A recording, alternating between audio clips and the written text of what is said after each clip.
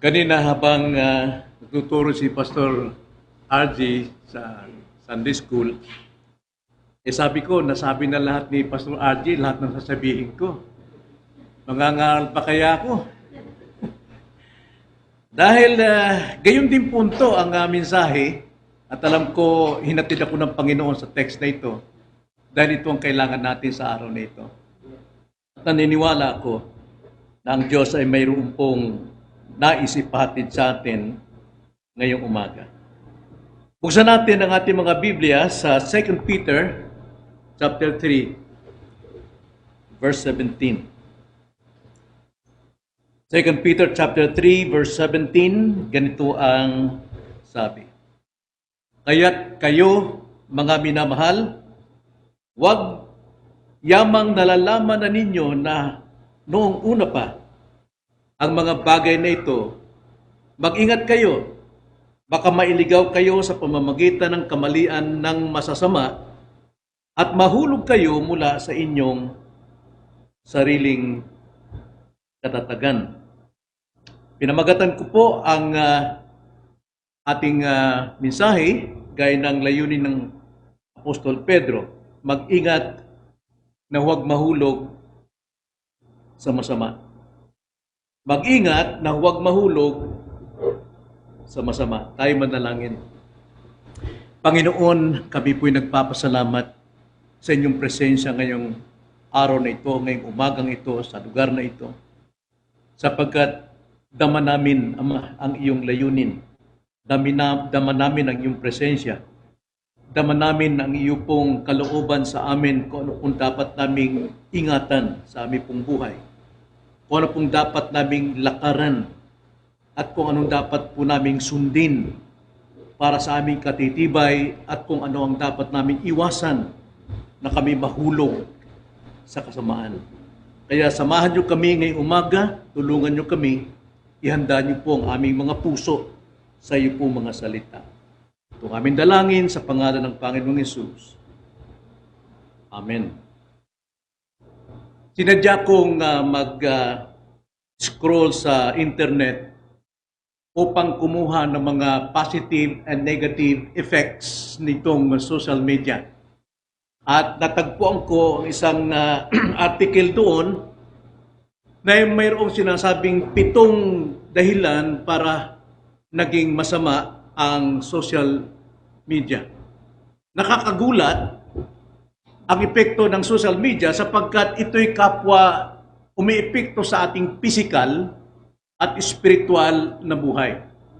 Bagamat ang social media ay mayroong positive effect sa buhay natin at may positive din na kwento sa social media, ngunit tignan natin ang ilang negatibong epekto nito sa buhay ng tao. Unang-una, ang social media ay nag-create po ng depression and anxiety ayon dito sa aking nabasa. Depresyon at pagkabalisa.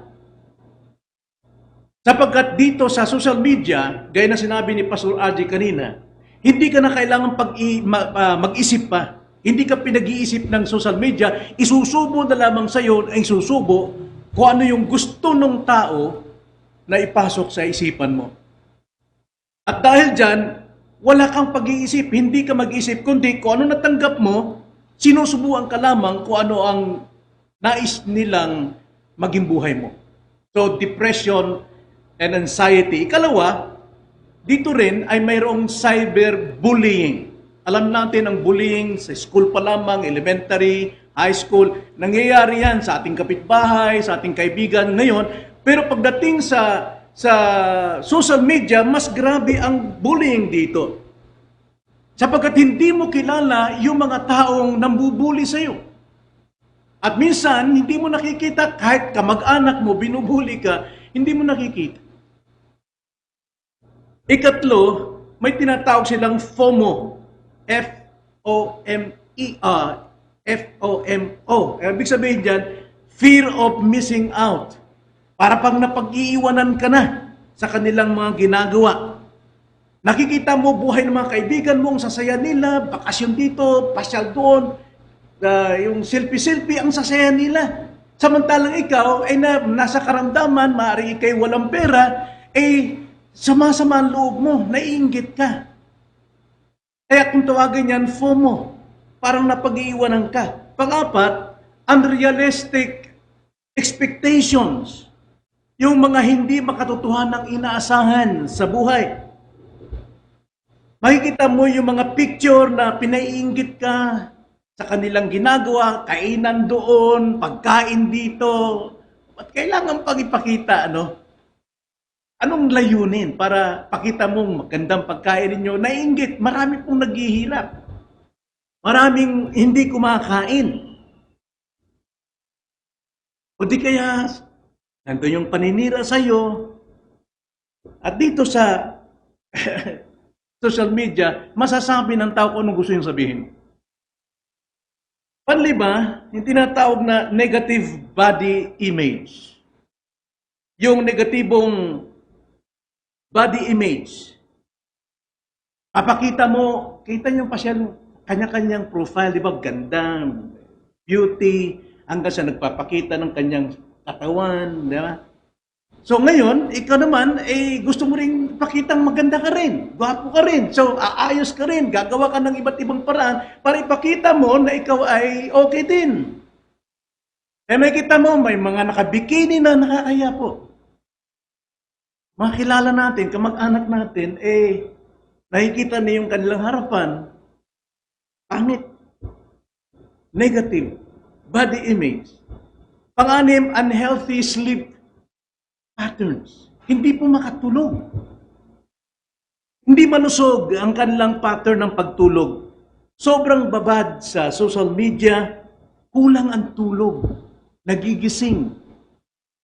Hawak agad ang cellphone, hawak agad ang tab, na hindi pa nakapag-pray, wala pang iniisip na ang laman kaagad ay unhealthy.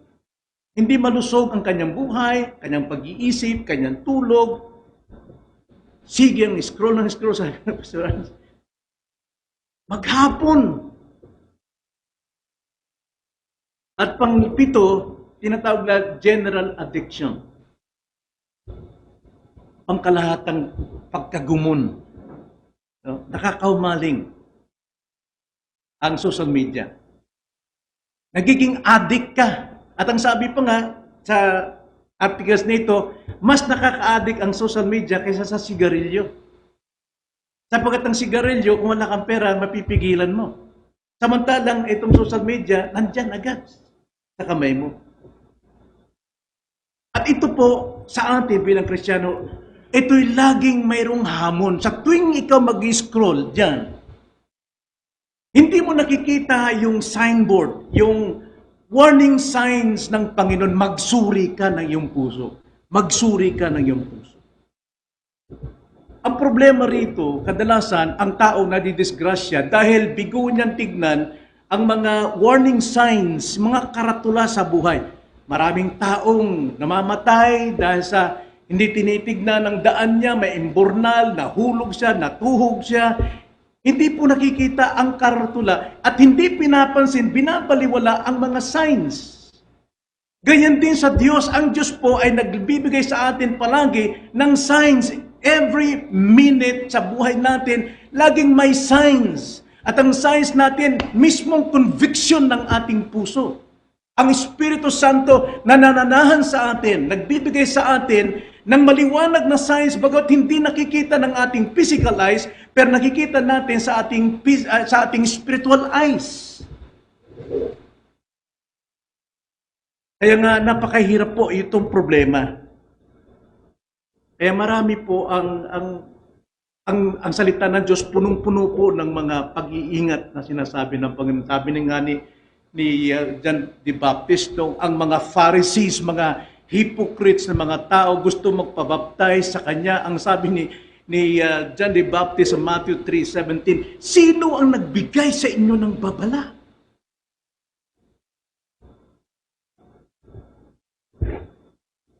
Kristiyano po ay pinag-iingat ng Panginoon. Kanino? Kay Satanas, sa devil, sa diablo. Sapagkat ang dyablo po ay buhay at gumagawa at kumikilos siya sa lahat ng paraan, sa lahat ng tao. Pwede kang gamitin at ang tao pwedeng gamitin instrumento ni Satanas upang ikay mahulog sa bitag ng masama.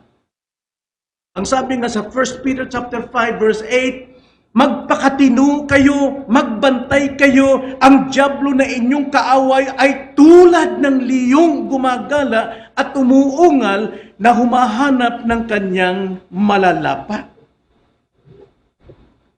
Huwag mong sabihin matibay ka sa social media. Huwag mong sabihin magaling ka, matibay ka, kaya ko ng kontrol niya. Pero hindi mo napapansin, mula umaga hanggang gabi, nandun ka. At sasabihin mo makukontrol mo, hindi mo nakukontrol. Naalipin ka. Kaya huwag mong sabihin matatag ka. 1 Corinthians 10:12. Huwag sabihin ng taong matatag na katayo, babagsak siya. At yan ang hindi mo namamalayan, nasa kumunoy ka ng kasamaan. Ang turo ng ating Panginoon palagi, magbantay at manalangin. Magbantay at manalangin. Tayo'y mga naturuan ng katotohanan bilang Kristiyano. Tayo'y may mga alam. Kaya dito sa ating binasa, mayroon dalawang paglalarawan para sa mga matitibay na Kristiyano at para tumibay ang Kristiyano gaya ng sinabi rito ni Apostol Pedro. Dalawa lang po ang tignan natin dito. Una, ayon sa ating teksto, ang mga tao ng Diyos naturuan na ng katotohanan. Huwag nating kalimutan yan. Hindi tayo pwedeng maligtas, hindi tayo pwedeng sumampalataya kay Kristo kung hindi tayo naturuan. Sapagkat ang ating pananampalataya ay bunga at bigay sa pamamagitan ng pagtuturo ng malinaw na salita ng Diyos, naturuan tayo ng katotohanan, nakilala natin si Jesus, so therefore, tayo po'y nagtiwala sa Kanya. At saan tayo galing? Galing tayo sa kasalanan, alipin tayo ng kasalanan. Subalit nung tayo maturuan, naligtas tayo, at yan ay nasa atin. At dito sa tinuruan ni Apostol Pedro, hindi ito mga mangmang na mga tao. Basahin natin. Kaya't kayo, sinong kayo? Ang sabi diyan, mga minamahal. Na wala tayong bang minamahal dito, kundi mga anak ng Diyos. Yamang nalalaman na ninyo noon pa ang mga bagay na ito. Yun po yung kanyang panimula at ang kasunod noon, mag-ingat, baka kayo mahulog sa masama. Sila'y mga minamahal. Tayo yun. Tayo yung minamahal ng Diyos. Ang pag-ibig niya kay Kristo nasa atin sapagkat si Kristo ay nakatira sa atin. Tayo'y namulat sa katotohanan na. Bukas na ang ating mga mata tungkol sa mga pakana nitong si Satanas. Pero minsan, nami-miss natin, hindi natin nakikita ang God's warning sa atin na tayo po ay nilalapan na ng Satanas. Tayo'y mga bagong nilikha, anak ng Diyos. Ikaw yun, tayo yun. Mga naturuan na. Kaya ang sabi nga rito ni Pedro, yamang nalalaman na ninyo noon pa ang mga bagay na ito. No? Aling mga bagay? At tanda natin, ito'y pangalawang sulat na ni Pedro, 2 Peter na ito. So therefore, lahat po ng mananampalatayang sinulatan niya, itinuro na ni Apostol Pedro kung anong dapat nilang malaman sa simula pa lamang. First Peter chapter 1 verse 1, anong sabi doon? Kayo'y mga pinili. Kayo'y mga taga-ibang bayan, hindi kayo taga-mundo. Kayo nangangalat dahil sa ano? Sa pagtatanim ng salita ng Diyos. At the same time, alam natin, persecutions. Ang sabi sa 1 Peter chapter 1 verse 2, pinili at itinalaga ng Diyos Ama at ginawang banal ng Espiritu upang sumunod kay Kristo Jesus at mawisikan ng kanyang dugo, biyaya at kapayapaan nawa ang sa inyo'y sumagana. Purihin ang Diyos. Diyos at Ama ng ating Panginoong Kristo, sa pamamagitan ng kanyang malaking kahabagan ay muli tayong ipinanganak sa isang buhay na pag-asa sa pamamagitan ng muling pagkabuhay ni Kristo. Yan ay tinuro sa atin. Yun yung elementary teaching sa atin nung tayo po'y mamulat sa katotohanan. At yan ay tinuro rin ni Pablo, ni Pedro, na tungkol sa inyong mana, na ang mana natin ay hindi masisira at iniingatan ng Diyos sa atin doon sa langit. At ang sabi sa verse 6 to 7, ang inyong pananampalataya tulad ng ginto ay dinadalisay sa apoy, pagsubok. Kaya kayo tumitibay sa inyong pananampalataya ngayon. Chapter 3 verse 1, ginigising kayo ni Pedro. Ginigising tayo ni Pedro. Ang sabi sa chapter 3 verse 1, 2 Peter, mga minamahal, ito ngayon ang ikalawang sulat na isinusulat ko sa inyo, at sa dalawang ito ay ginigising ang inyong tapat na pag-iisip sa pamamagitan ng pagpapaalala sa inyo. Kaya tama lang si Pedro na siya po ay magbigay ng paalala, gisingin ng kanilang isipan sapagkat hindi nagkulang si Pedro sa pagtuturo. At ngayon makikita natin, masasayang lang ang kanilang mga natutunan. Ang context, mga kapatid, dito, ang Kristiyano nito nasa matinding persecutions. Nasa matinding persecutions, maraming umaabante, maraming lumulusob sa kanilang Kristyanismo, sa paglilingkod at pagsamba sa Diyos, pero mayroong nanghihina. At yan ang nais ni Pablo, na mahulog kayo sa pakanan ng dyablo. Na itong mga persecutions na ito yung nag-aapoy ng inyong pananampalataya upang kayo magpatuloy na umusad sa inyong pamumuhay Kristiyano. Hindi po tayo dumarating doon. Virus pa lang ito. Pero tayo ay talagang nagtatago na. Ayaw na nating maglingkod. Mag-ingat. Bakit? Tayo'y nahuhubog doon sa social media. At ang sabi ni Pedro rito sa 2 Peter chapter 3 verse 3 to 4, eto na.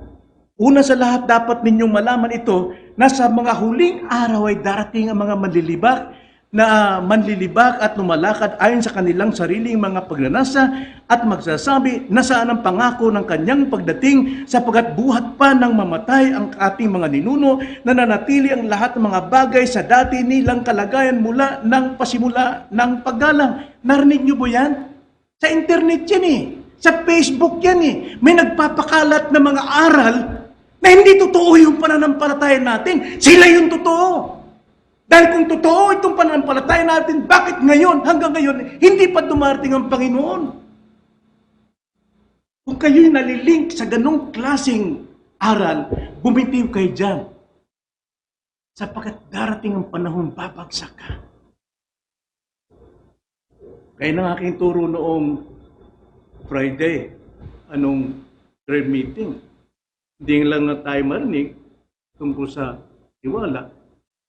Kahit pastor, nakikinig doon sa grupo na yun, na tinuturo ang mga gawa ng dyablo, hindi ang Panginoon eh.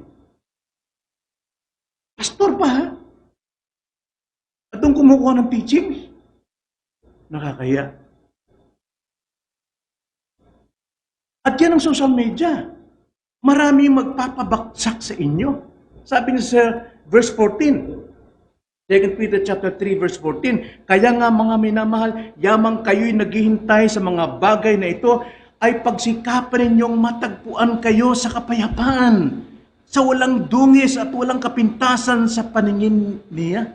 At ano nangyari sa ngayon sa Kristiyano? Dahil na-adapt natin yung mga turo ng mga nasa sa internet, mga kapatid, nagdududa na tayo sa ating pananampalataya, tinatamad na tayo sa ating pananampalataya, wala na tayong ganang lumaban sa ating pananampalataya.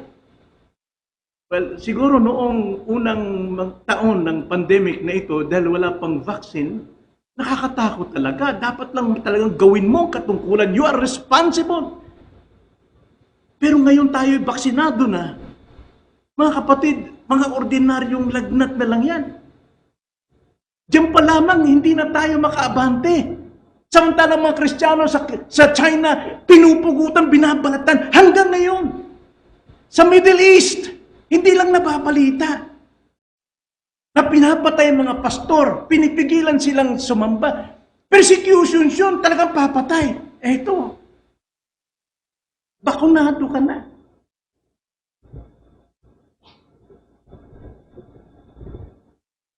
Ayon nga sa 1 Peter chapter 1 verse 1, tayo po ay mga dayuhan lang sa mundong ito.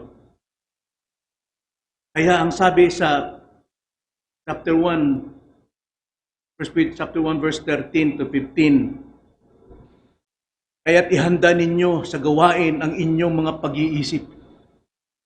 Nasupili ninyo ang inyong sarili at ilagak ang inyong pag-asa sa biyayang darating sa inyo kapag inihayag na si Jesucristo. Tulad ng mga masunuring mga anak, huwag kayong gumaya sa masasamang pagnanasa ng inyong kamangmangan noong una.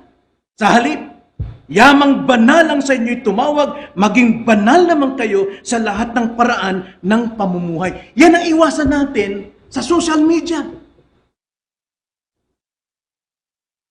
Oo, ang Diyos ay soberano. Ginagamit niya ang social media para sa ikalalago, para sa ikabubuti ng kanyang mga tao. Pero tandaan natin, ang social media nasa kamay ng mga depraved na mga tao, mga makasalanang tao, at hangad nila ay para sa kanilang kapakinabangan. Baka ikaw ay instrumento na nila, kaya nagpaparami ng view. View ang social media ito, isa ka na doon, na ginagawa kang instrumento para sa kanilang kapakinabangan. Gamitin natin ang social media ayon sa layunin ng Diyos at hindi ayon sa hubog ng depraved men sapagkat sila po ay nasa kamay ng kaaway natin. Anong dapat gawin natin? Tandaan natin, tayo po ay tahanan ng banal na espiritu. Tayo tahanan ng Diyos. At dapat nating bigyan lugod, bigyan ng biyaya ang ating Panginoon sa ating katawan. Ating ihandog ang ating katawang buhay bilang handog na pagsamba at paglilingkod sa Kanya. Huwag tayo makiayon sa takbo ng sanlibutan. Huwag tayong sumunod sa kanila. Masakit man isipin, pero napakarami ng Kristiyano na namumuhay sa social media. Ako nagbubukas ako ng social media, totoo yan mga kapatid. Pero kapakinabangan ng aking kaluluwa ang priority ko. Hindi mo maiiwasan yung mga tungkol sa politics, minsan sisilipin mo. Pero anong pakinabang mo dyan? Bumalik ka agad sa layunin. Ating ihandog ang ating katawan bilang haing buhay sa Diyos. Saan man tayo pumaroon?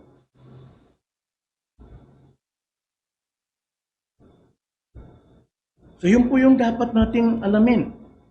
Mga tao ng Diyos na turuan na ng katotohanan. Hindi tayo mangmang. Hindi tayo mga ignorante, inosente.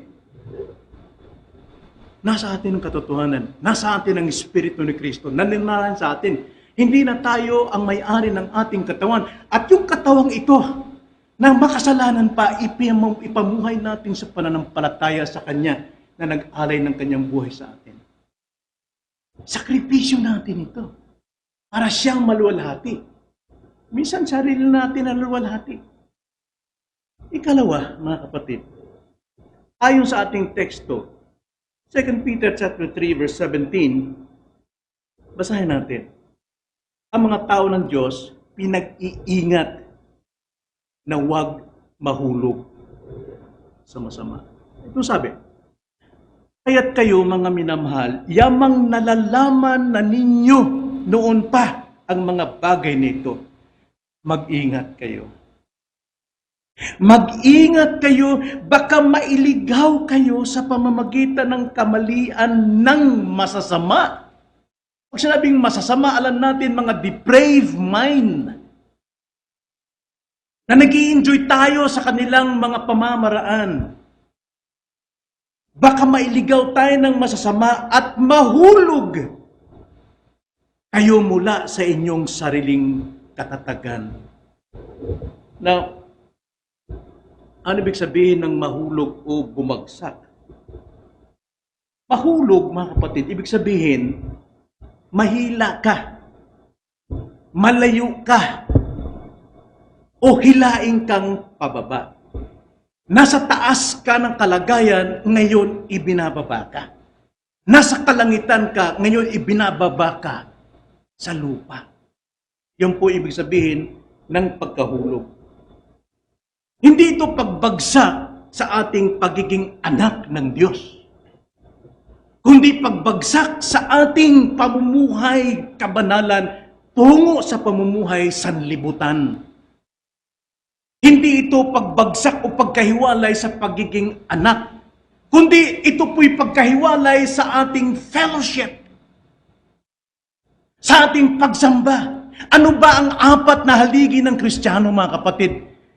Acts chapter 2, verse 42. Yung po yung apat na haligi ng Kristiyano na hindi dapat mawala sa atin. Una, dapat tayo ay nasa apostle teachings. Nandyan tayo sa preaching palagi. At ang preaching, hindi pwedeng hindi tayo magkatipon. Hebrews chapter 10, verse 24 to 25. Ang ikalawang haligi ng ating Kristyanismo ay ang fellowship. Hindi tayo pwedeng magka-fellowship kung wala pong pagtitipon. Ang atang ikatlong panghaligi ng ating Kristyanismo ay ang prayer meeting, corporate prayer meeting. Dapat nandun tayo, nagkakatipon tayo ng prayer meeting mismo sa lugar na itinakda ng Panginoon. Hindi tayo nagiging iglesia gaya ng sinasabi sa Biblia kung tayo po'y hiwalay. Iglesia tayo sa kalagayang espiritual, pero sa physical na iniutos ng Panginoon, Hebrews chapter 10, dapat tayo nagkakatipon. At pang-apat, Lord's Supper. Yun ang ating dapat mangyari sa buhay natin. Hindi dapat nating kaligtaan. Nakakalungkot po, maraming Kristiyano nagliliban po ng Lord's Supper. Ibig sabihin, hindi mo inaalala kung gaano ka, kung paano ka niligtas ng Panginoon, kung paano kang kinamatay ni Kristo. Ngayon, itinatanggi mo. Napakalaga po ng Lord's Supper. Kaya nga sabi ng Panginoon, gawin niyo ito bilang pag-alaala sa akin.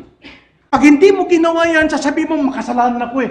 Ibig sabihin, kulang yung ginawa ni Kristo para maligtas ka at patawarin sa kasalanan. Kaya ngayon, ayaw mo mag-Lord's Supper? Ayaw mo makinig ng preaching? Ayaw mo makipag-fellowship sa mga kapatid? Ayaw mong sumama sa corporate prayer meeting? Napapansin ko sa prayer meeting, ilan-ilan na lang tayo, kalalakihang umatin. 7, 8. Nasaan yung iba?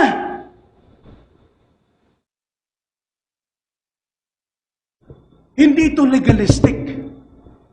Ito'y sinumpaan natin bilang mga anak ng Diyos na sa lahat ng pagtitipon nandun tayo. Kaya pinag-iingat tayong mahulog. Yan sinasabi sa 17. Sumulat si Pedro rito sa mga Kristiyanong nangangalat dahil sa matindi at nag-aapoy na pag-uusig. Alam niyo kung bakit? Sapagkat hindi sila tumitigil sa kanilang pagsamba, hindi sila tumitigil sa kanilang pagtitipon, kaya sila inuusig, pinupugutan ng ulo, talagang pinaliliyab sila, sinisilaban. Pero hindi sila umuurong. Hindi sila umaatras, nagpapatuloy sila. Samantalang tayo, baksinado na.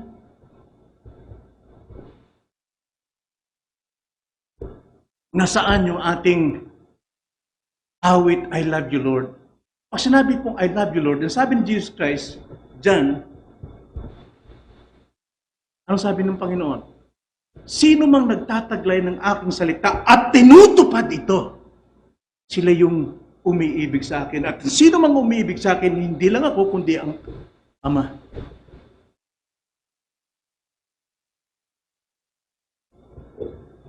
Nagagawa nating magtrabaho kahit pandemic. Nagagawa nating mamalengke, nagagawa nating mag-shopping, nagagawa nating mamili. Pero pagdating sa iglesia, hindi natin magawa.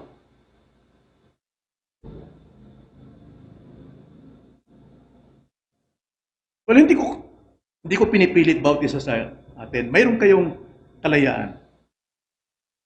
Hindi ko pinipilit.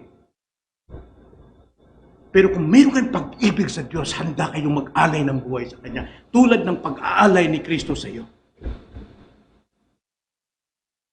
Gawin mo lamang ang iyong katungkulan na mag-ingat.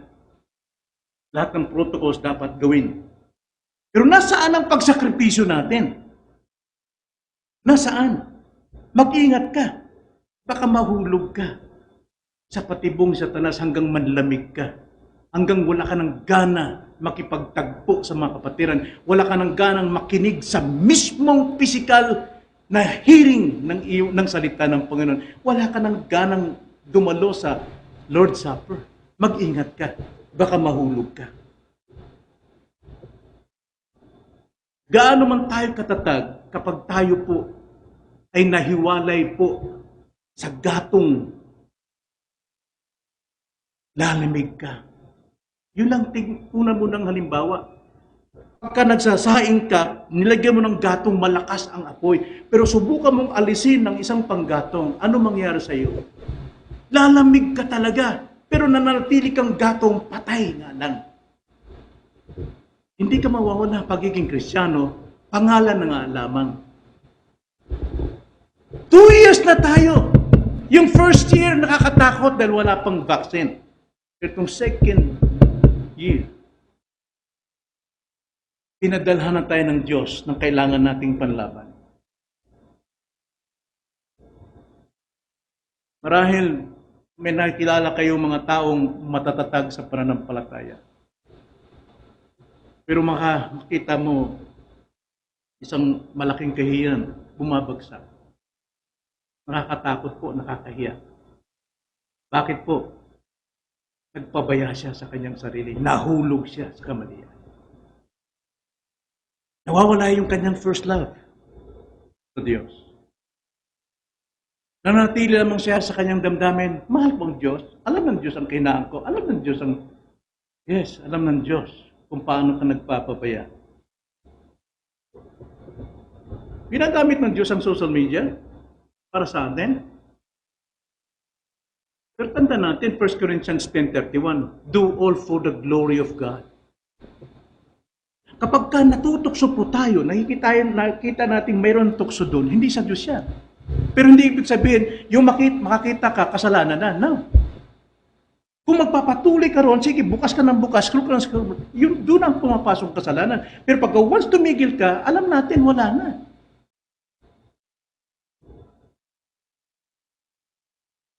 Ginagamit ng Diyos yan para sa atin. Mga kamag-anak natin, mula sa pinakadulong digdig, nag-aabot tayo, nakukumusta tayo. Pero kung kamag-anak naman natin nagdadala sa iyo ng satanic gospel, umalis ka dyan. Huwag mong sabihing matatag ka. Kalokohan naman yan. Alam ko naman totoo. Yes, alam mo. Pero karamihan sa mga bumabagsak, yung nakakaalam ng katotoo, pero nagpapabaya sa katotohanan. Binalaan sila ni Pedro nito na mag-ingat. Sinong binalaan dito ni Pedro? Yung mga nasa matinding persecutions. Binabalaan pa rin niya. Baka manghihina kayo, baka mahulog kayo sa masama. Hindi na nga ron. Tayo wala pa ron. Ginhawa tayo sa bahay ngayon. Kaya ugma sa iyo ang pag-iingat, babala na ito. Gamitin natin ang God's wisdom. Nasa atin yan. Hindi tayo nagkukulang dyan. Gamitin natin ang discernment. Ano bang tama? Ano bang mali? Ano bang ginagawa ko? Ako ba'y nagpapabaya na? Ako ba'y nagmamalaki sa aking sarili? May dunong ako pero hindi ko ginagawa. Ano ba ito? Ano bang kasamaan ng social media? Kailan lang may nakita ko, pumatol doon sa vlog, kakalungkot, siniraan pa yung politiko. Wala tayong karapatan dyan. Huwag tayong makialam dyan. Pumapasok ka sa bitag nitong depraved people. Hindi ka yun. Marunong ka.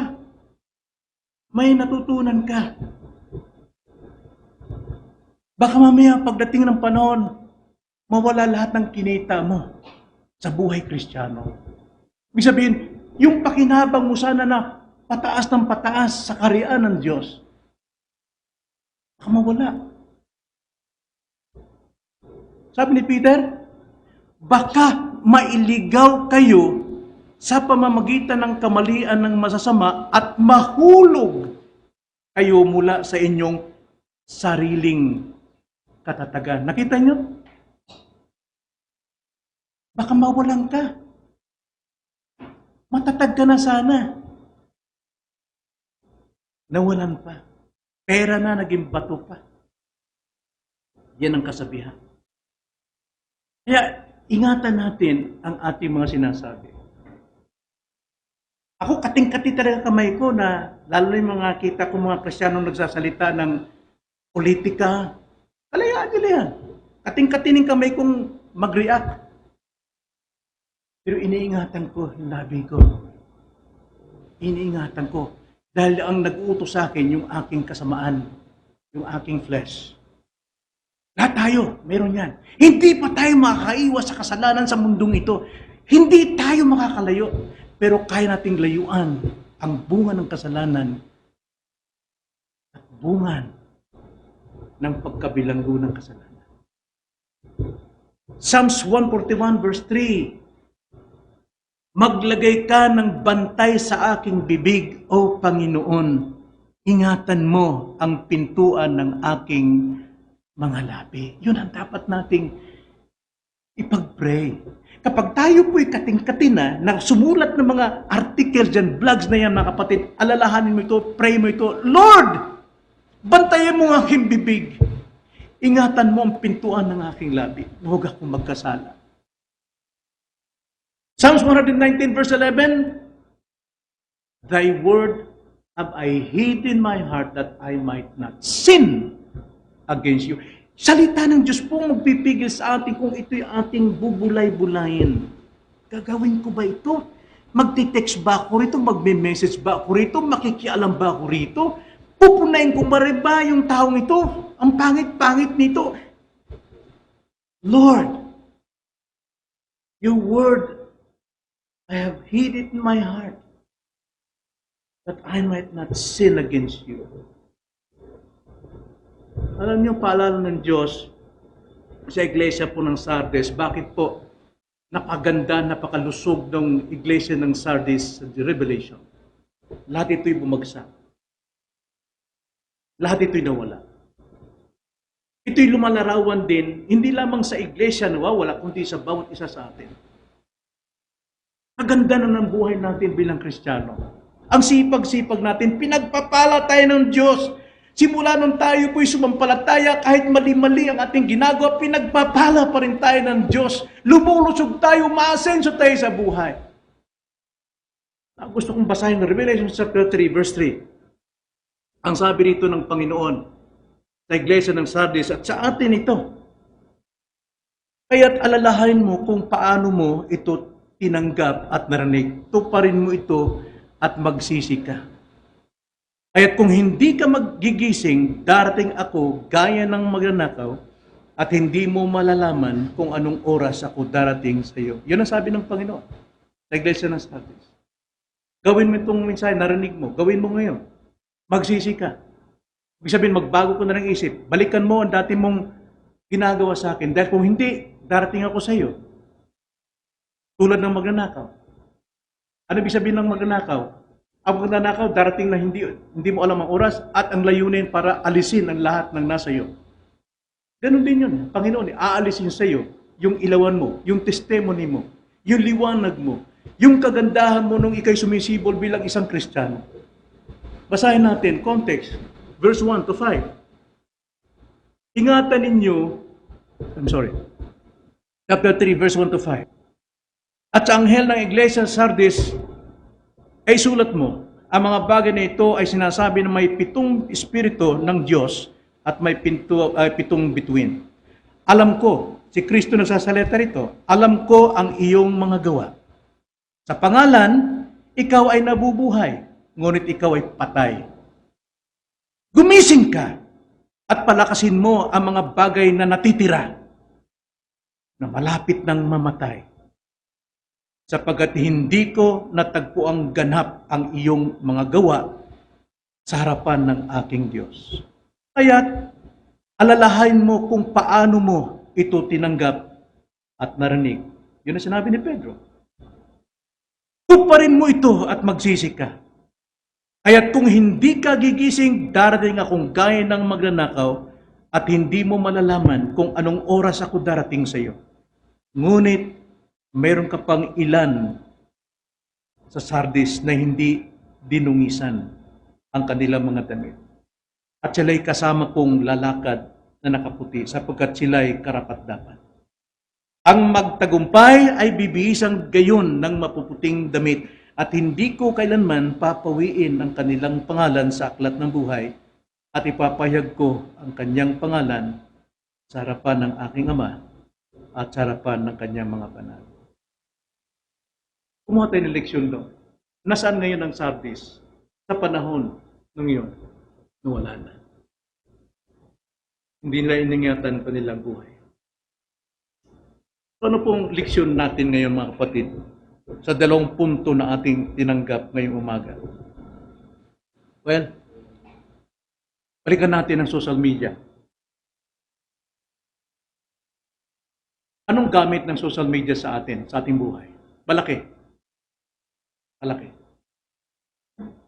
Malaki ang gamit nito sa atin. Pero hindi ibig sabihin dito ka lalago. Dito ka magtatagumpay. Well, sa panahon noon, na isulat ng Biblia, wala pang social media.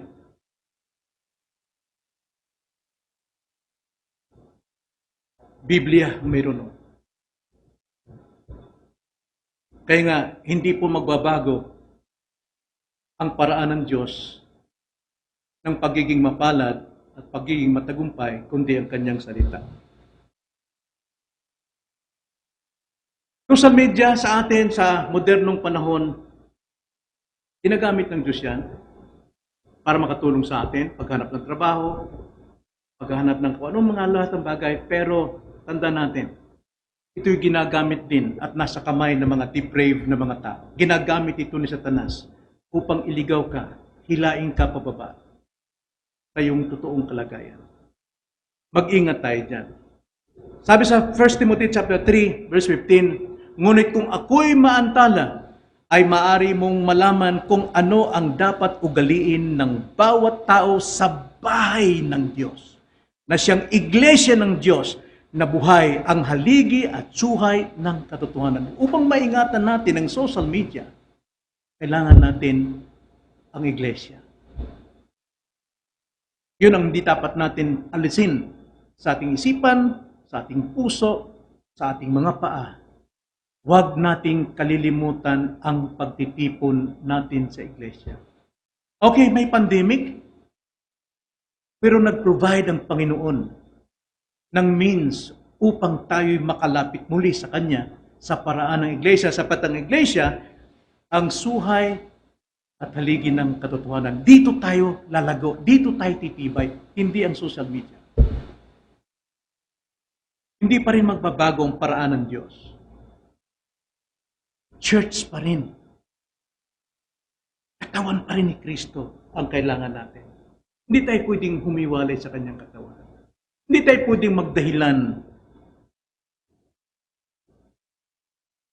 na kahit tayo ay nandun sa malayo, kaisa pa rin tayo sa iglesia. No. May iba po yung universal church.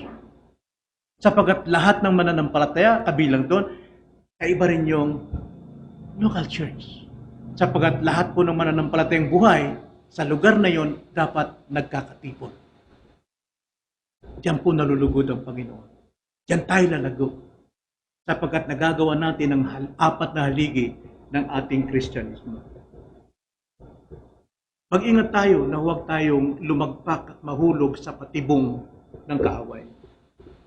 Social media, gamit ng Diyos, pero itong number one ginagamit na patibong ng dyablo upang tayo agawin sa totoo nating pag-ibig sa Diyos.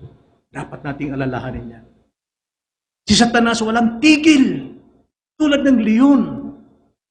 Umuungol, at siya sumusunod sa atin anumang saan bang lugar tayo, anuman ang ating kalagayan, upang tayo kanyang bihagin. Gagamit siya ng mga taong nagmamalasakit sa iyo daw. Pero pagdating sa kanilang paniniwala, sa kanilang pananampalataya, kontra sila sa Diyos, wala silang pagsang-ayon sa iyong pananampalataya. Kaya bumitiw ka dyan bago mahuli ang lahat.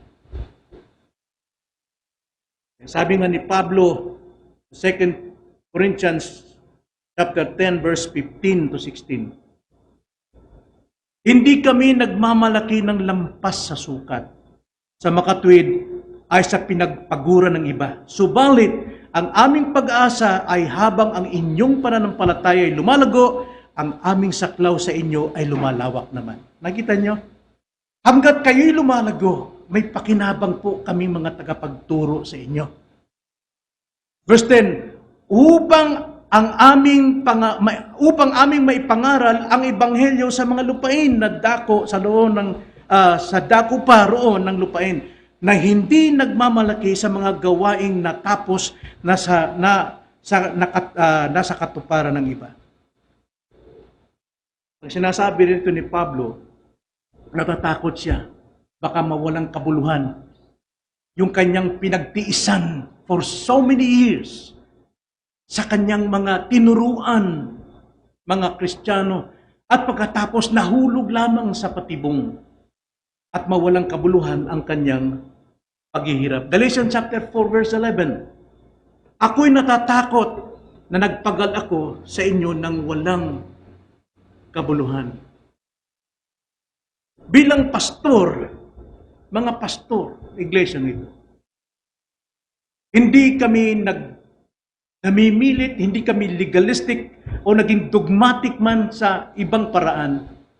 Ginagawa namin ito para sa inyong katitibay, sa inyong pananatili sa pag-ibig ng Diyos, hindi sa aming kaluwalhatian, hindi sa aming pakinabang, kundi baka mawala ng kabuluhan ang pinagpaguran ng inyong pastor sa mahabang panahon. At kayo mahulog lamang sa kamalian. Nawa, muli kong ulitin ang ating pong paksa, mag-ingat na huwag mahulog sa masama. Tayo manalangin. Panginoon, mabiyaya ka, mahabagin ka.